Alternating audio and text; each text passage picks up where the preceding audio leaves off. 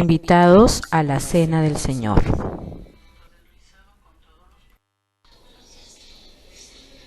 Basado en Lucas 22, del 14 al 23. Y como fue hora, sentóse a la mesa y con él los apóstoles, y les dijo: En gran manera he deseado comer con vosotros esta Pascua antes que padezca, porque os digo que no comeré más de ella hasta que se cumpla en el reino de Dios. Y tomando el vaso, habiendo dado gracias, dijo: Tomad esto y partidlo entre vosotros, porque os digo que no beberé más del fruto de la vid hasta que el reino de Dios venga. Tomando el pan, habiendo dado gracias, partió y les dio, diciendo: Esto es mi cuerpo, que por vosotros es dado. Haced esto en memoria de mí. Asimismo, el vaso, después que hubo cenado, diciendo: Este vaso es el nuevo pacto en mi sangre, que por vosotros se derrama. Con todo eso, he aquí la mano del que me entrega conmigo en la mesa. Y a la verdad, el Hijo del Hombre va, según lo que está determinado, pero ay de aquel hombre por el cual es entregado.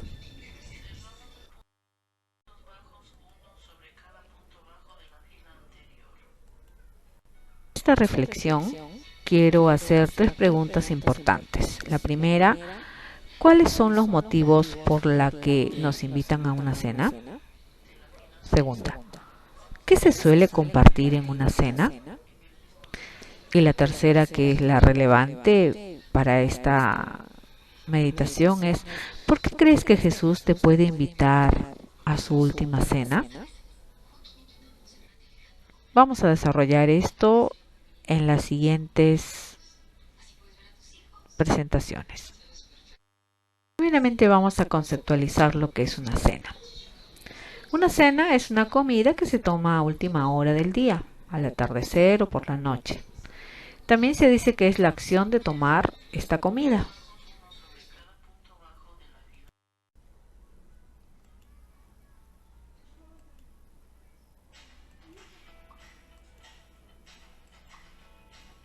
De haber visto lo que es el concepto de cena, es importante que veamos cómo eran las cenas hebreas en la época de Jesús, en la cultura hebrea. Bueno, estas cenas contenían muchos cereales, se consumía leche cuajada, también consumían el queso, eran muy consumidores de pan, aceitunas, el aceite, el suero de la manteca. La carne de cabra era otra importante parte de la cena. O cordero también se consumía para las fiestas rituales, ¿no? Entonces la carne y el cordero eran las cosas o los alimentos que se consumían en las fiestas importantes, en los rituales. Otra de las cosas que no debían faltar en una cena hebrea era el consumo del vino, y este era sacado de la granada o del dáctil. Con una cuestión aparte, en cuanto al pan, tengo que decir que se le daba una connotación religiosa. ¿Por qué? El pan era evidentemente hecho de los cereales, del trigo, que ellos usualmente tenían mucho en la agricultura. Entonces, al comer el pan era todo un ritual de agradecimiento, ¿no? Porque Dios les había permitido cultivar, porque había permitido que ellos pudieran tener ese cereal para luego prepararlo. Entonces, a la hora de consumir el pan, no se cortaba el pan, sino que se partía. Se levantaba el pan y luego se partía, ¿no? Y se comenzaba a dar a cada una de las personas participantes de una cena. Entonces, esto era la forma en que se daban las cenas hebreas, ¿no? Importante destacar porque más o menos esta es la figura para la cena que posiblemente tuvo Jesús con sus discípulos. Una de las cenas especiales que tenía el pueblo hebreo era la cena especial por la Pascua, denominada Pesaj o Pesaj. Esta celebración lo que conmemoraba era la liberación que había tenido el pueblo de Israel de manos del faraón. a manos de Moisés, que fue el que el Señor utilizó para la liberación de su pueblo, y con ellos la salida hacia la tierra prometida. Entonces era una fiesta muy especial que se celebraba con una cena. Antes de irse de Egipto, el pueblo de Israel preparó esta cena y lo que usualmente utilizaron fue el cordero, ¿no? El sacrificio de un cordero, las hierbas amargas y pan sin levadura, que era importante el pan, como ya habíamos mencionado anteriormente. Entonces el Pesaj era la fiesta de la Pascua. Entonces siempre se conmemoraba esta fiesta y en esta cena se daban estos alimentos. Ahora, en la Pascua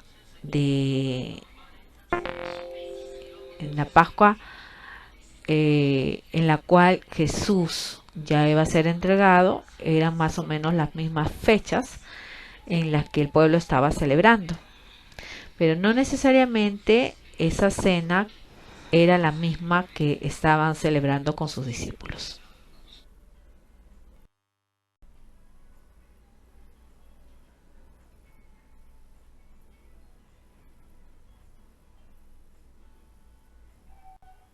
Uno de los platos importantes de la cena de la Pascua era también el ceder. Y este plato contenía diferentes alimentos, pero cada uno de estos alimentos era simbólicos, que ayudaban a celebrar y recordar el Pesaj. Uno de estos elementos o alimentos era el marror, que era la hierba amarga, que hacía el acto simbólico de lo duro y difícil que fue estar en Egipto. Otro de los elementos eran las carpas, que eran unas verduras que usualmente se salaban en un pote de agua que tenía mucha sal, ¿no? Era la forma en que se preparaba o se consumía esta verdura, ¿no? Los carpas. Luego tenemos el jacerep, que era un rábano picante, ¿no? Era un alimento, una verdura, que era muy parecida a la mostaza, que era muy conocido en esa época y muy requerido también. Entonces el jacerep. Luego tenemos el zorra, que es la parte de la tibia del cordero, que era lo que se consumía, ¿no? La parte del cordero que se sazonaba con diferentes especies y era lo que se consumía. También tenemos el jarosep, que era un pan dulce, un pan que era preparado en cocina, ¿no? Y que tenía un sabor muy dulce. Por último, tenemos el beisap, que era el huevo cocido, ¿no? Todos estos elementos, estos 6 elementos, eran como parte de un solo plato, ¿no? El plato del seder, que era uno de los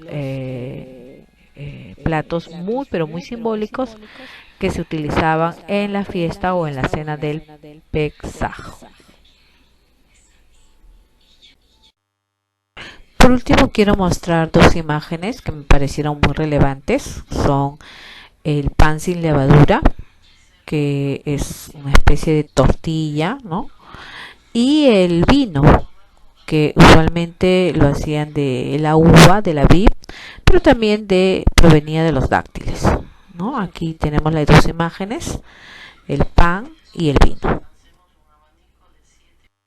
La disposición y el lugar en una cena. La gente en los tiempos bíblicos se sentaba usualmente en una mesa que tenía entre 30 y 25 centímetros de altura, es decir, estaban al ras del suelo. Las personas se sentaban alrededor de una mesa que tenía la forma rectangular, y es allí donde usualmente tenían sus comidas. La cena era un alimento importante y cuando se daban este tipo de cenas de celebración, el lugar donde se daba la cena tenía que estar totalmente iluminado. Por eso es que en la última cena las personas estaban muy cercanas unas de otras, porque estaban sentadas y podías inclusive recostarte con la persona que está a tu mano derecha. El lugar privilegiado o el lugar que era de honor de una persona importante se daba al costado derecho de la persona que realizaba la cena. Y luego la persona que venía, por así decirlo, en un menor privilegio iba al lado izquierdo. Y así se iban sentando cada una de las personas que iban llegando a una cena, las invitadas a una cena. Por último, si la persona no era pues un invitado muy importante, no era muy conocido del que daba la cena, era sentado o se sentaba en el piso inferior de la casa, donde también se había dispuesto para esta cena. Y usualmente ese lugar estaba cerca de la puerta. Entonces hay un pasaje que habla acerca de los lugares de privilegios y que usualmente debemos buscar el final del lugar de la mesa, y si tú haces eso, el Señor te dará el privilegio de sentarte adelante, ¿no? Entonces era una de las cosas que eran muy importantes, la disposición donde iba a cenar una persona, y esto tiene relevancia porque en la última cena Judas estaba a un lado muy importante de Jesús, a su mano derecha, por eso es que él podía recostarse al lado de él. Y otra de las cosas que es relevante es que estaba en un lugar de privilegio, un lugar de honor.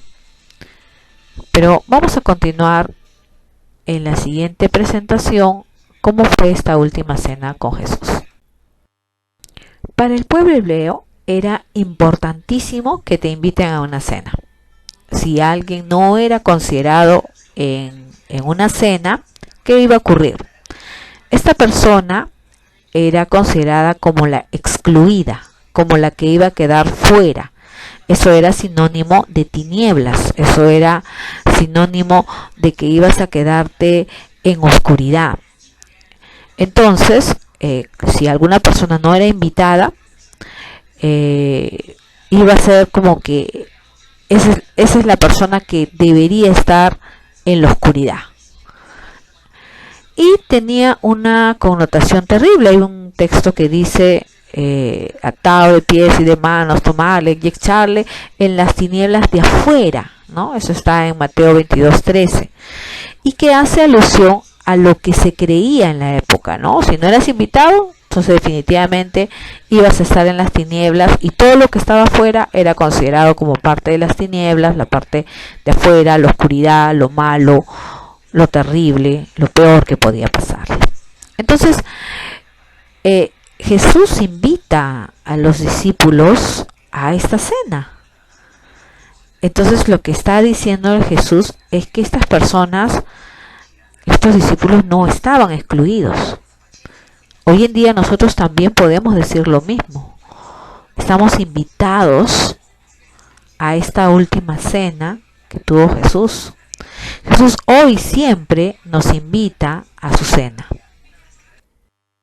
Ahora, después de haber hecho esta introducción de cómo era una cena, de qué elementos tenía la cena, de cuál era la celebración importante en la Pascua, cuál era la disposición de las personas y lo que significaba ser excluido de una cena, vamos a pasar a ver los textos y cuál es el mensaje de esta meditación. En el versículo 16 menciona, hay un deseo de parte de Jesús de tomar esta cena. En sí es una despedida, ¿no? Porque Jesús sabía a lo que él ya pronto iba a suceder. Entonces él quería tener a los más allegados, a los suyos, los quería tener cerca, celebrando esta cena, ¿no?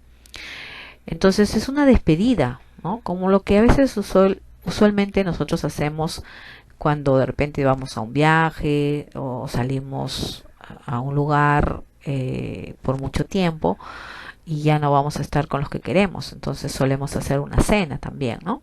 Una cena especial. Pero esta cena es el gran paso o el primer paso para luego Jesús darse en muerte y resurrección, porque era un deseo grande, ¿no? Y hoy en día recordamos que ese deseo todavía está pendiente de invitarnos a esta gran cena.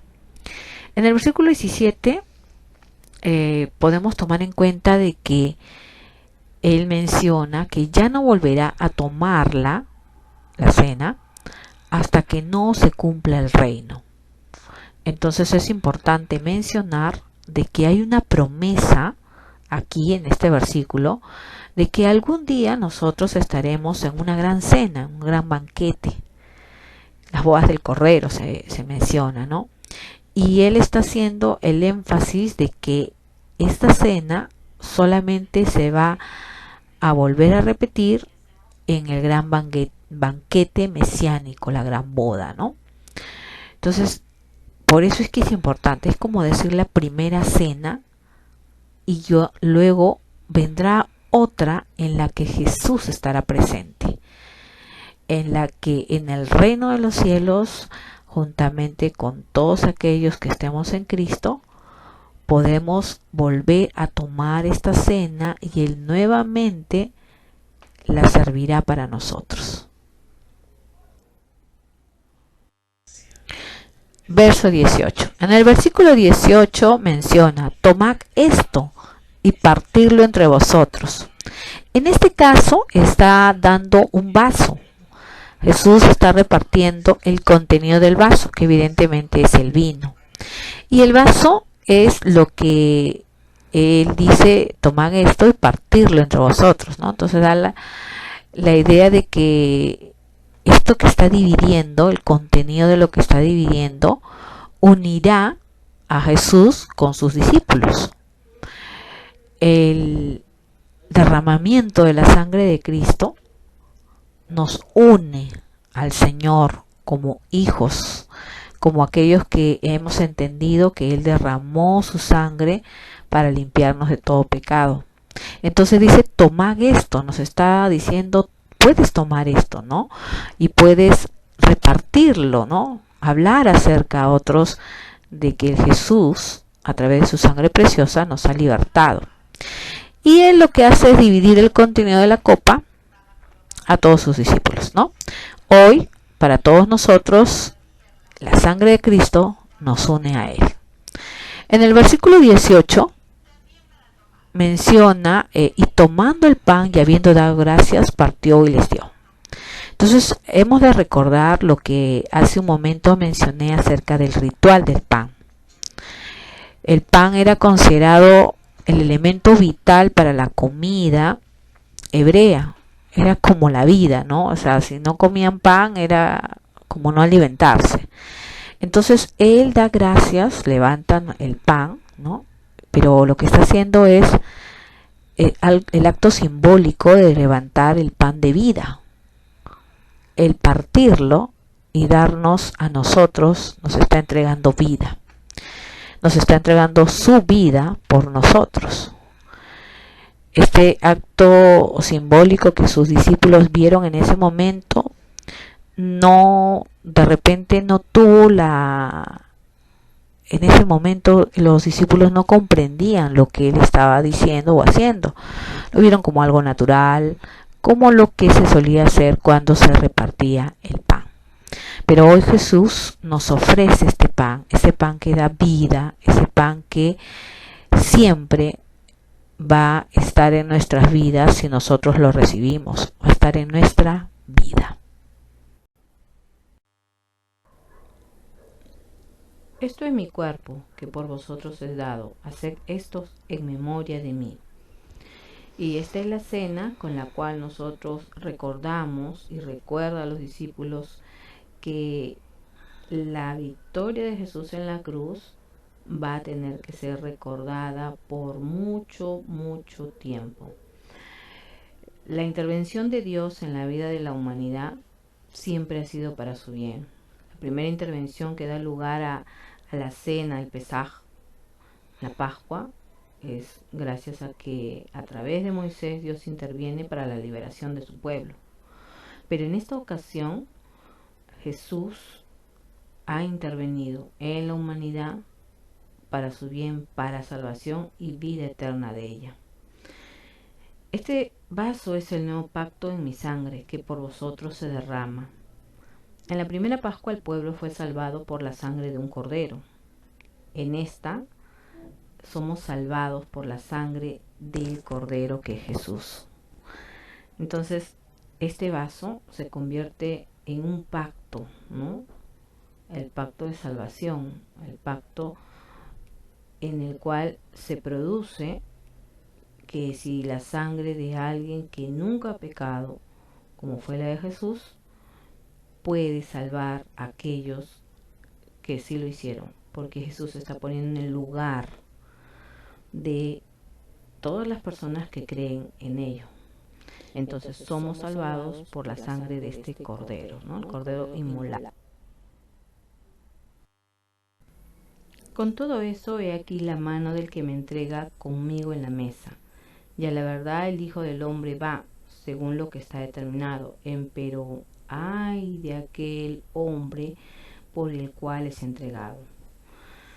Entonces, aquí en esta frase que Jesús dice, está dejando en claro que la traición, o sea, lo que iba a acontecer por parte de Judas, era parte del plan de Dios, pero no exclusivamente que iba a ser por Judas, ¿no? O sea, que no había Dios determinado que Judas justamente iba a ser el que iba a traicionarle, sino que estaba determinando que el plan de Dios se iba a dar, o sea, Dios ya había determinado que su hijo iba a dar la vida por el hombre, por la humanidad. Ahora, es importante también destacar que esto no elimina la responsabilidad de aquel que va a traicionarle a Jesús por las acciones que va a hacer, ¿no? Y a la verdad el Hijo del Hombre va, porque ya todo estaba planificado, o sea, esto se iba a dar, porque ya estaba en los planes de Dios desde el inicio de la creación, ¿no? La celebración de esta cena no solamente es el acto simbólico de dividir el pan, o perdón, partir el pan y el vino, sino que esto también es una oportunidad para el cambio. Menciona la escritura, él entonces recostándose sobre el pecho de Jesús, dícele, Señor, ¿quién es? Respondió Jesús, aquel es a quien yo diere el pan mojado. Y mojando el pan se lo dio a Judas Iscariote. Entonces yo acá tengo que mencionar que en estas cenas en las cuales el pueblo hebreo participaba, usualmente había como una especie de sopa, ¿no? Acuérdense que también había una verdura que se salaba con agua y sal, ¿no?